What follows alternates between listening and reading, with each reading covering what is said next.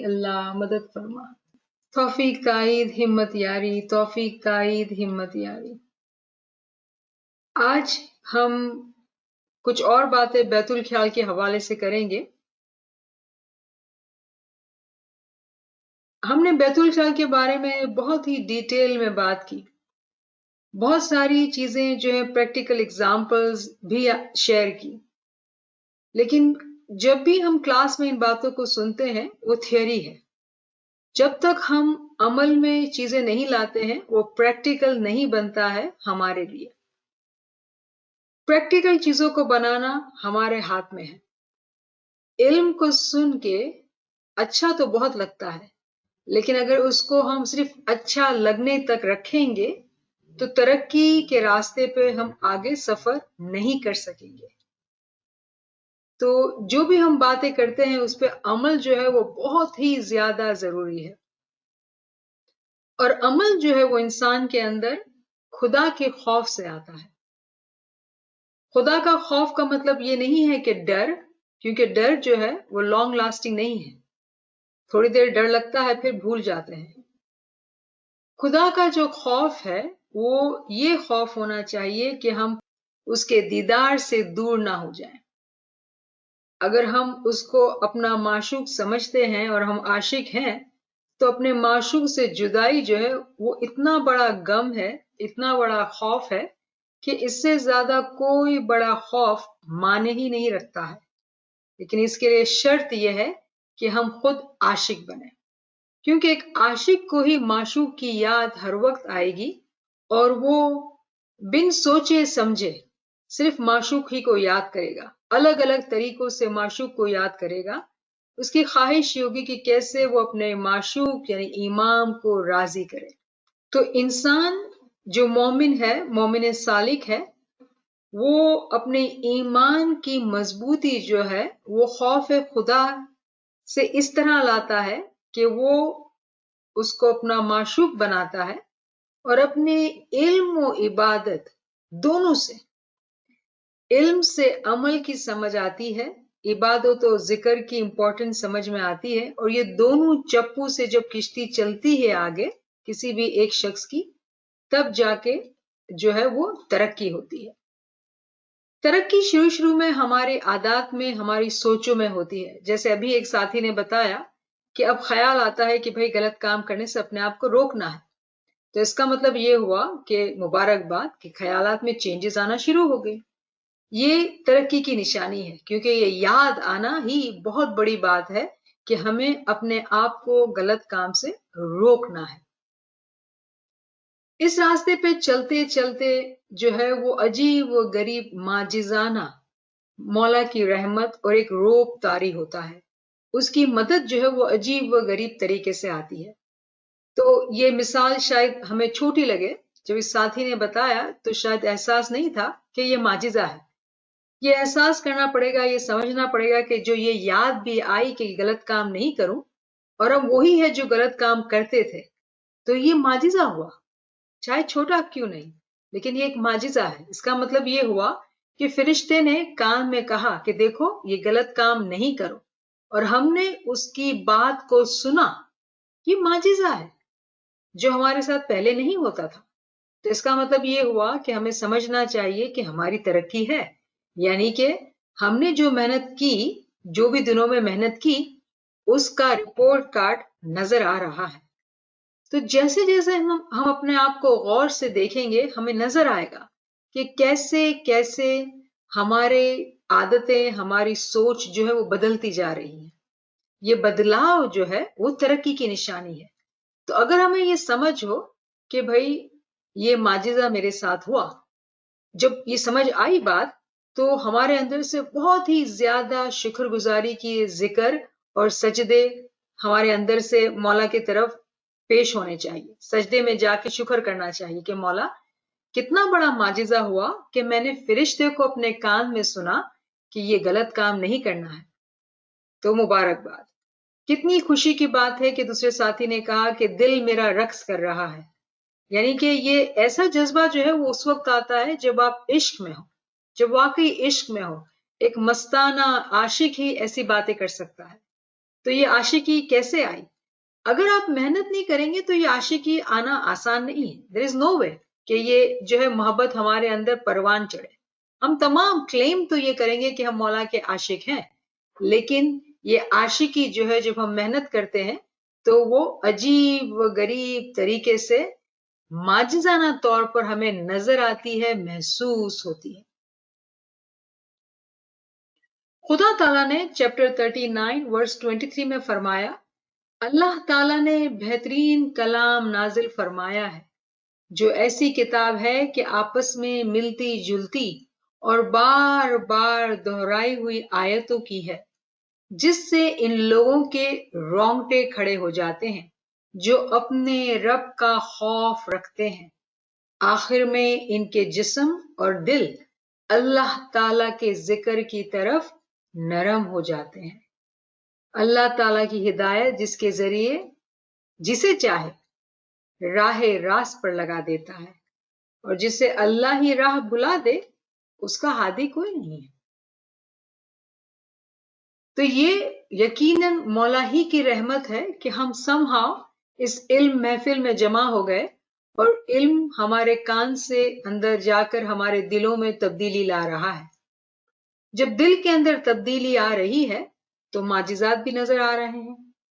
और कितनी अजीब व गरीब बात है कि जो खुदा की किताब है, हालांकि लगता है कि वो सेम बातें हैं, हमेशा से हम सुनते आ रहे हैं, लेकिन जब जब हम उसको समझ के सुनते हैं, यानी इसकी अंडरस्टैंडिंग जब हमारी बेहतर होती है, तो हमारे ऊपर एक रोब तारी होता है, हमारे रोंगटे खड़े हो जाते हैं और एक अजीब व गरीब खौफ तारी होता है. एक प्रेशर की कैफियत आती है जिससे हमारे दिल जो है वो जिक्र के लिए नरम हो जाते हैं. यानी कि हमारा जो डेंस बॉडी है वो टूवर्ड्स सटलिटी जाता है, यानी कि हम जो अपने आप को लताफत की तरफ ले जाते हैं, यानी कि रूहानियत की तरफ ले जाते हैं, तब हमारे अंदर अजीब व गरीब कैफियत पैदा होती है. जिक्र जो है वो चेन की तरह है. जिक्र की शक्लें अलग हैं. इस वक्त भी हम जिक्र कर रहे हैं, जब हम तस्बीह निकाल रहे थे तब भी जिक्र कर रहे थे, जब हम कुरान फरमान गिनान पढ़ रहे थे तब भी हम जिक्र कर रहे थे. तो जिक्र जो है वो एक चेन की तरह है, उसका लिंक जो है वो कहीं भी टूटना नहीं चाहिए, बल्कि और मजबूत और मुसलसल होना चाहिए. जब हम 23 घंटे अपने आप को पाकीज़गी में रखते हैं, जिक्र में रखते हैं, तो इसकी साइंस नजर आती है. और खुदा ताला ने कुरान में फरमाया चैप्टर 41 वर्स 53 कि हम तुम्हें निशानियां दिखाते हैं आफाक में और अनफस में. आफाक कहते हैं कायनात को, यूनिवर्स को, यानी कि हमारे बाहर भी निशानियां हैं, और अनफस हमारे अंदर का जो आलम है जिसको हम कहते हैं पर्सनल वर्ल्ड या आलम शख्सी, हमारे अंदर की दुनिया, इसके अंदर भी हम माजिजात को देख पाते हैं. यानी कान से इस बात को सुनना कि गलत काम से रुक जाओ, ये अंदर का माजिजा है. ये आलम शख्सी के अंदर रोशनी पैदा हुई, दिल के अंदर ये ख्याल कि मुझे रक्स करना है क्योंकि इतनी अंदर से खुशी है, ये अंदर का माजिजा है. लेकिन ये आंखें आई, ये समझ आई कि आपने इन माजिजात को पहचाना, ये जो है मुबारकबादी की बात है. यानी कि कुरान के अंदर जो ये आयत आई 41/53, इसके मुताबिक हम ये कह रहे हैं कि हम हमारे अनफस के अंदर, हमारे पर्सनल वर्ल्ड के अंदर जो भी निशानियां दिखाई जा रही हैं, हम उसे देख पा रहे हैं. इंसान के जो है वो 5 सेंसेस हैं, फिजिकल सेंसेस: देखना, सुनना, सूंघना, चखना और महसूस करना.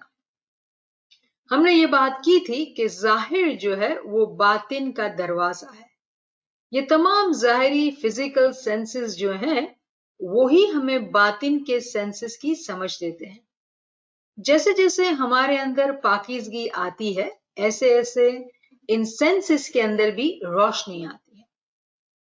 इसके बरअक्स जो लोग इल्म के जरिए से अपनी तरक्की नहीं करते हैं, अमल के जरिए से अपने आप को ज्यादा ईमानी नहीं बनाते हैं, इमाम की शनाख्त से दूर रहते हैं, امام کی پہچان سے دور رہتے ہیں، امام کے علم سے دور رہتے ہیں، ان کے لیے خدا تعالیٰ نے فرمایا چیپٹر 2 ورس 18 میں کہ یہ لوگ جو ہے وہ بہرے، گونگے، اندھے ہیں، بس وہ نہیں لوٹتے۔ لوٹنا، return back, refer back to Maula Baba. ہم یہ جانتے ہیں کہ ہم مولا سے آئے ہیں اور مولا کی طرف واپس ہمیں جانا ہے۔ ان اللہ و انا الیہ راجعون، جہاں سے آئے وہاں سے واپس جانا ہے۔ لیکن خدا تعالیٰ قرآن میں فرماتے ہیں کہ بھائی یہ بہرے ہیں، گونگے ہیں، اندھے ہیں۔ تو اس کا مطلب کیا ہوا کہ کیا جو لوگ بھی امام کی شناخت نہیں کرتے ہیں، کیا وہ اندھے ہیں یا وہ گونگے ہیں یا بہرے ہیں؟ تو اس کا مطلب تو یہ ہوا کہ شماری تو جو ہے نمبرز میں آٹے میں نمک کے برابر ہے، تو پوری دنیا جو ہے وہ بہری، گونگی اور اندھی ہونی چاہیے، لیکن ایسا نہیں ہے۔ تو قرآن میں جب خدا تعالیٰ یہ فرماتا ہے کہ بھئی وہ تو بہرے، گونگے، اندھے ہیں، تو یہ کیا بات ہو رہی ہے؟ اسی کی ایکسپلینیشن خدا تعالیٰ چیپٹر 2 ورس 171 میں کرتے ہیں۔ خدا تعالیٰ فرماتے ہیں کہ کفار کی مثال ان جانوروں کی طرح ہے جو اپنے چراوے کی صرف پکار اور آواز ہی کو سنتے ہیں۔ وہ بہرے، گونگے اور اندھے ہیں، انہیں عقل نہیں ہے۔ کتنی عجیب و غریب بات کہ مثال دی خدا نے کہ کوئی شیپرڈ ہو اور اس کو وہ جانوروں کو سنبھالتا ہو، تو وہ جانوروں کی آواز سنتا ہے، جانوروں کی پکار کو تو سنتا ہے، یعنی کہ کان ہے، سن رہا ہے تو کان ہے، اور پھر کہتے ہیں وہ بہرے ہیں، گونگے ہیں، اندھے ہیں۔ تو یہ خدا تو جو ہے اپوزٹ بات ایک ہی سینٹنس میں کر رہا ہے، لیکن ٹورڈز دی اینڈ کیا کہہ رہے ہیں؟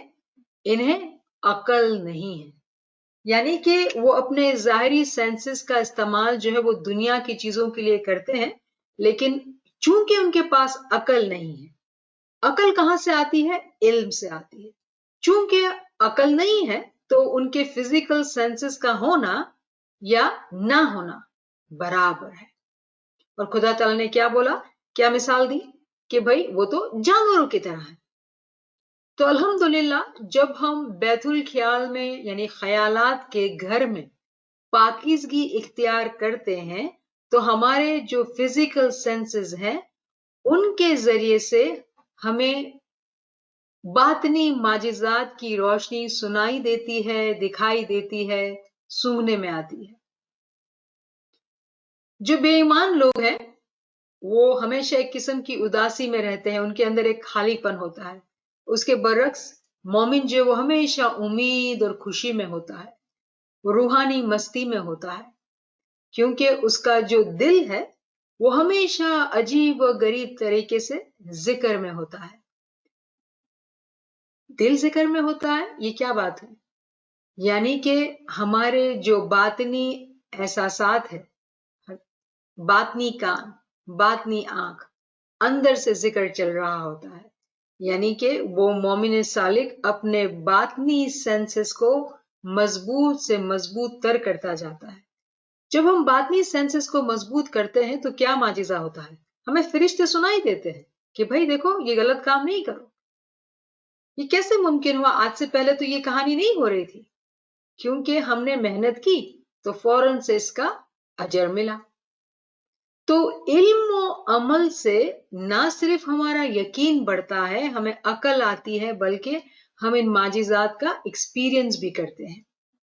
تو کیا مثال ہوگی ان معجزات کی؟ ایک تو یہ کہ ہم نے کان سے سنا، کان سے اب ہمیں فرشتوں کی آواز جو ہے صاف سنائی دے گی، یعنی کہ وہ ہم فریکوینسی سیٹ کر لیتے ہیں جہاں فرشتے ہم سے بات کرتے ہیں۔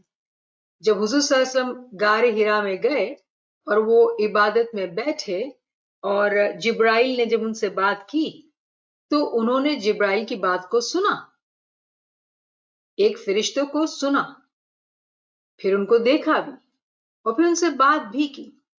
یعنی کہ بیت الخیال کا معجزہ یہ ہے کہ جب ایک مومن سالک اپنے آپ کو پاکیزہ کرتا ہے اور محنت کرتا ہے جیسا کہ محنت کرنے کا حق ہے، تو اس کی باطنی آنکھ کھل جاتی ہے، یعنی کہ اسے چیزیں نظر آتی ہیں، فرشتے نظر آتے ہیں، جیسے ہمارے سامنے حضور صلی اللہ علیہ وسلم کی مثال ہے۔ کانوں سے فرشتوں کی آواز سنائی دیتی ہے، عبادت میں جو ہے بہت کامنلی یہ ایکسپیرئنس ہوتا ہے کہ آپ عبادت میں بیٹھے ہیں، گھر میں بیٹھے ہیں آج کل، یا جماعت خانے میں بیٹھے ہیں، کووڈ-19 کا ٹائم ہے تو سب گھر میں ہی بیٹھے ہیں، کان میں ایسا سنائی دیتا ہے کہ مکھی کی بھن بھناہٹ ہو رہی ہے، مکھی کی بھن بھناہٹ۔ اب آپ کہیں گے کہ گھر میں بیٹھے ہیں اور مکھی کہاں سے ہے؟ ممکن نہیں ہے کہ مکھی ہو جماعت خانے کے اندر یا گھر کے اندر، کیونکہ یہ صاف پاک جگہ ہے، فزیکلی پاک جگہ ہے۔ تو خدا تعالیٰ قرآن میں فرماتے ہیں کہ خدا جو ہے وہ شرماتا نہیں ہے مچھر کی مثال دینے سے بھی، یعنی وہ عجیب و غریب طریقے سے معجزات کرتا ہے۔ مومن کے اندر یہ یقین آئے کہ آپ نے باطنی کان سے سننے کا معجزہ سنا تو مکھی کی بھن بھناہٹ کی آواز آتی ہے عبادت میں، یہ کان کا معجزہ ہوتا ہے۔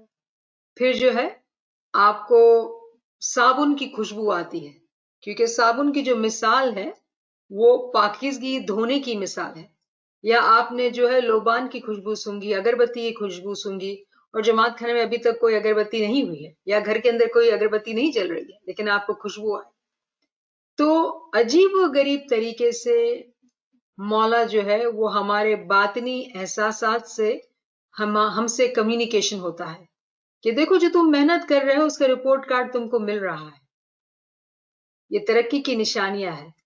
تو چیزوں کا نظر آنا، اب عبادت میں ہم بیٹھے ہیں، ہماری آنکھیں بند ہیں، اندھیرا بھی ہے، تو نظر کہاں سے آئے؟ ہمارے دل کی آنکھ سے ہم دیکھیں گے۔ پھر کان سے جو سننا ہے وہ دل کے کان سے سننا ہے، حالانکہ ہمیں لگتا ہے کہ ہمارے ظاہری کان سے ہم نے مکھی کی بھن بھناہٹ سنی، لیکن آپ اس بات کو سمجھیں کہ مکھی نہیں ہے تو آواز کہاں سے آ رہی ہے؟ ہمارے باطنی کان سے ہم ان آوازوں کو سن رہے ہیں جو ہمیں فرشتے سنانا چاہ رہے ہیں۔ پھر خوشبو کا معجزہ، روحانی خوشبوئیں عجیب و غریب ہیں، عجیب و غریب طریقے سے روحانی خوشبوؤں کا معجزہ ہوتا ہے۔ پھر اچانک سے آپ کے منہ میں کوئی ٹیسٹ آیا، آپ بیٹھے ہوئے ہیں، آپ نے کچھ کھایا پیا نہیں ہے، کچھ بھی نہیں ہے، عبادت میں بیٹھے ہیں، اور ایسا لگتا ہے کہ ابھی آپ نے جو ہے کوئی بہت ہی میٹھی اور شیرین چیز منہ میں کھائی ہے، آپ نے منہ میں ذائقہ آیا۔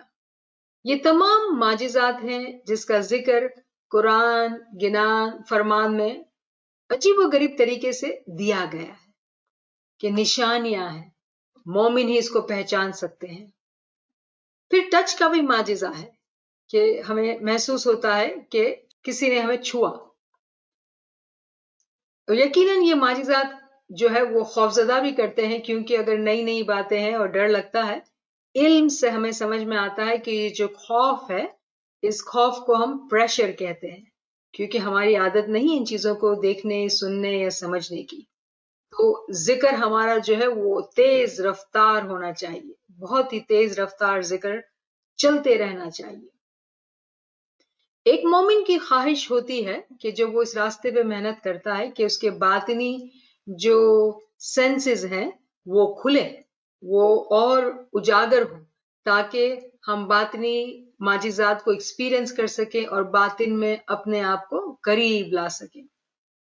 ایک بہت ہی خوبصورت دعا امام جعفر صادق فرماتے ہیں کہ یہ حضور صلی اللہ علیہ وسلم ہمیشہ صبح یہ دعا کرتے تھے، تو اس دعا کا جو نام ہے وہ دعائے نور ہے، اور یہ دعا کچھ اس طرح سے ہے: یا اللہ میرے لیے میرے دل میں ایک نور مقرر کر دے، اور میرے کان، آنکھ اور زبان میں بھی نور بنا دے، میرے بال، خال، گوشت، خون، ہڈیوں اور رگوں میں بھی نور بنا دے، اور میرے آگے پیچھے دائیں بائیں اوپر اور نیچے بھی نور مقرر فرما۔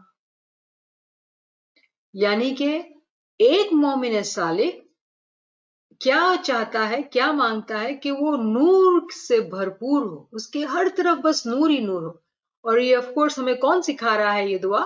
ہمارے پیارے پیغمبر خاتم النبی حضور صلی اللہ علیہ وسلم، اللہم صلی علی محمد و آل محمد، ہمیں یہ دعا سکھا رہے ہیں۔ کس طرح سے؟ مثال دے کے کہ وہ خود یہ دعا جو ہے وہ صبح نکالا کرتے تھے فجر کی نماز کے بعد۔ ہمارے پیغمبر کو ایسی دعا، وہ پیغمبر تھے، لیکن وہ ہمارے ٹیچر بھی تھے نا, ہمارے پیر بھی تھے, وہ ہمیں سکھا رہے تھے کہ دیکھو اس طرح سے اپنے لیے نور مانگو, کہ وہ سمجھا رہے ہیں کہ اپنے دل کے لیے نور مانگو. یعنی کہ جب عبادت کرتے ہیں, عبادت کی نیت کر کے بیٹھتے ہیں, عبادت سے پہلے یا عبادت کے بعد جب بھی ہمارا دل چاہے ہم مولا سے دعا کریں کہ یا مولا ہم نور کو دیکھنا چاہتے ہیں, ہم یہ جو محنت کر رہے ہیں نور کے لیے کر رہے ہیں, تیرے دیدار کے لیے کر رہے ہیں, اور اس راستے میں عجیب و غریب معجزات ہیں, تیرے نور مکمل کو پہنچنے کے لیے راستے ہیں, سیڑھیاں ہیں, ہمیں سیڑھیاں چڑھنی ہیں.